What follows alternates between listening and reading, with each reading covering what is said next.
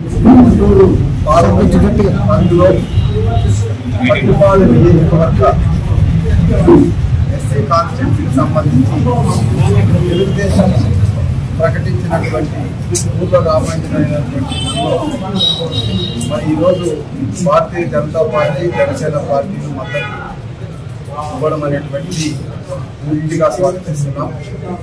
మరి మోడీ గారి నాయకత్వంలో చంద్రబాబు నాయుడు గారు పవన్ కళ్యాణ్ కలిసి ఏర్పాటు చేసేటటువంటి సంక్షేమ ప్రభుత్వం రాబోతుంది. కేంద్ర ప్రభుత్వం యొక్క సహాయ సహకారాలతో మరి చంద్రబాబు నాయుడు గారు పవన్ కళ్యాణ్ కలిసి ఏవైతే బాబు సునీతి పవన్ కళ్యాణ్ గ్యారెంటీ అనేటువంటి కార్యక్రమాన్ని ప్రతి పేద కుటుంబాన్ని లక్షాధికారులు చేసేటటువంటి కార్యక్రమాన్ని మోడీ గారి యొక్క సహాయ సహకారంతో తీసుకెళ్తాం. అదేవిధంగా పోలవరం ప్రాజెక్టు పూర్తి చేసుకుంటాం. రాజధాని నిర్మాణాన్ని కొనసాగిస్తాం. ఈ రాష్ట్రంలో ఉన్నటువంటి యువత భవిష్యత్తును కాపాడడానికి పరిశ్రమలు కల్పిస్తాం, ఉద్యోగాలు కల్పిస్తాం. ఏదైతే ప్రజాప్రభుత్వం కావాలనుకుంటున్నారో ఆ ప్రజాప్రభుత్వం ఈ మూడు పార్టీల కలయికతో ఏర్పాటయ్యేటటువంటి సంకీర్ణ ప్రభుత్వమే ప్రజాప్రభుత్వంగా ఏర్పడుతుంది.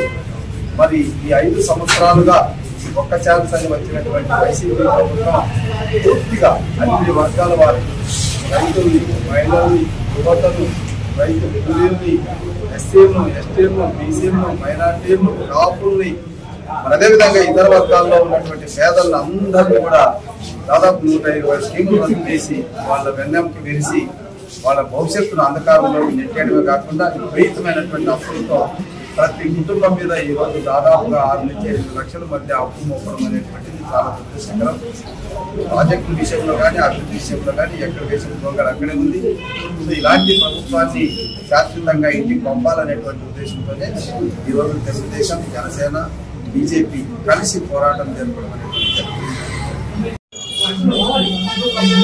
ఆంధ్రప్రదేశ్ లో ఏ గ్రామం వెళ్ళినా, ఏ ఇంటి తలుపు తట్టినా ప్రతి ఒక్కరూ మాట్లాడే మాట వైసీపీ పాలనలో జగన్మోహన్ రెడ్డి 10 రూపాయలు చేతికిచ్చి 100 రూపాయలు లాక్కుంటున్నాడు అన్నటువంటి మాట గట్టిగా వెలువడుతుంది. ఈరోజు సామాన్యమైనటువంటి పేద కుటుంబాలు కూడా జగన్ ప్రభుత్వం నవరత్నాల్లో చేస్తున్నటువంటి మోసాల్ని పూర్తిగా తెలుసుకున్నారు.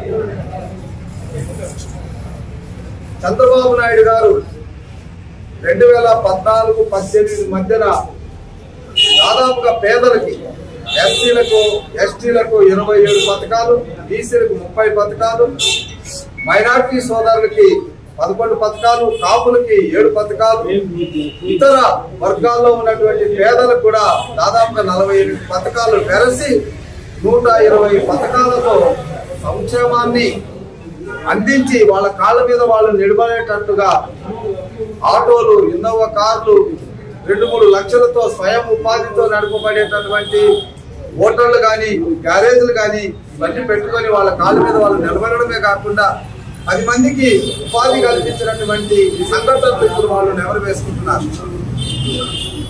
జగన్ ప్రభుత్వంలో పథకం పేరు మీద ఇస్తున్నటువంటి 2-3 పథకాలే, అది కూడా అమ్మఒడి, భరోసా. ఈ అమ్మఒడి, భరోసాలో అమ్మఒడిలో ఇస్తున్నటువంటి 13,000. గతంలో మా పిల్లలందరికీ స్కాలర్షిప్లు వచ్చాయి. మా ఆడపిల్లలు బడికి వెళితే సైకిల్ వచ్చేది. మా పిల్లలు చురుకైన పిల్లలు అయితే బెస్ట్ అవైలబుల్ స్కూల్స్ ఉండేవి. మా పిల్లలు ఇంటర్మీడియట్ చదువుకుంటే మధ్యాహ్నం భోజన పథకం ఉండేది, మేనేజ్మెంట్ హాస్టల్స్ ఉండేవి, ఇవన్నీ ఉండేవి. ఇవన్నీ రద్దు అయినాయి. ఈరోజు మా పిల్లలకి ఏమి కర్మనం లేదన్నటువంటి సత్యాన్ని వాళ్ళు గ్రహించారు.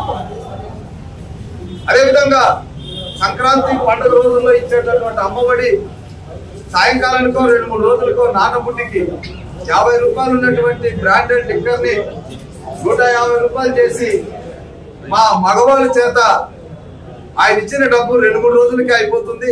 మేము ఈ 5 సంవత్సరాల్లో అమ్మఒడి ద్వారా పిల్లవాడికి ఒక డిక్షనరీ కూడా కొని ఇవ్వలేనటువంటి పరిస్థితి అనేటువంటిది తల్లులు ఆపోతున్నారు. మరి అదేవిధంగా 45 సంవత్సరాలు నిండినటువంటి ప్రతి పేద మహిళకు నెలకు 3,000 రూపాయల చొప్పున పెన్షన్ ఇస్తానని చెప్పినటువంటి జగన్మోహన్ రెడ్డి ఆ పథకాన్ని పక్కన పెట్టి కొంతమందికి 18,750 రూపాయలు ఆసరా రూపంలో ఇస్తున్నారు. దాన్నే భరోసా అంటున్నారు. వాళ్ళు కూడా గ్రహించారు. మరి మాకు పెన్షన్ ఇచ్చింటే 1,80,000 వచ్చిండేది 5 సంవత్సరాల్లో. ఇప్పుడు ఒక సంవత్సరం ఎగరబట్టి 4 సంవత్సరాల్లో 18,750 ఇస్తే మాకు వచ్చేది 75,000. అంటే దాదాపుగా 1,05,000 రూపాయలు మా పథకాన్ని మింగేశాడన్నటువంటి విషయం వాళ్ళకి తెలిసిపోయింది. ఎప్పుడైతే చంద్రబాబు నాయుడు పవన్ కళ్యాణ్ కలిసి బీజేపీ మద్దతుతో బాబు సూరికి భవిష్యత్తు గ్యారెంటీ ద్వారా 6 సూపర్ 6 పథకాలని ప్రజల్లోకి తీసుకెళ్లాము. ఆ రోజుల్లో ఒక పెన్షన్ వస్తే ఈ రోజు 4,000 రూపాయల పెన్షన్ అంటున్నారు. ఆ రోజు ఒక అమ్మఒడి వస్తే ఈ రోజు తల్లికి వందనంలో ఎంతమంది పిల్లలు ఉంటే అంతమందికి 15,000 రూపాయల చొప్పున వస్తుంది అంటున్నారు. ఆ రోజు ఒకరికి పెన్షన్ ఇస్తే 45 సంవత్సరాలు నిండిన తర్వాత ఆ పెన్షన్ కూడా ఇవ్వకుండా ఏదో భరోసా కార్యక్రమం చేపట్టి ఈ రోజు ప్రతి 18 సంవత్సరాలు నిండిన ప్రతి మహిళకు ఇంట్లో ఎంతమంది మహిళలు ఉంటే అంతమందికి నెలకు 1,500 రూపాయలు కానీ సంవత్సరానికి 18,000 రూపాయల చొప్పున మరి ఆడబిడ్డ నిధి కింద వస్తుందన్నటువంటి సత్యాన్ని గ్రహించారు.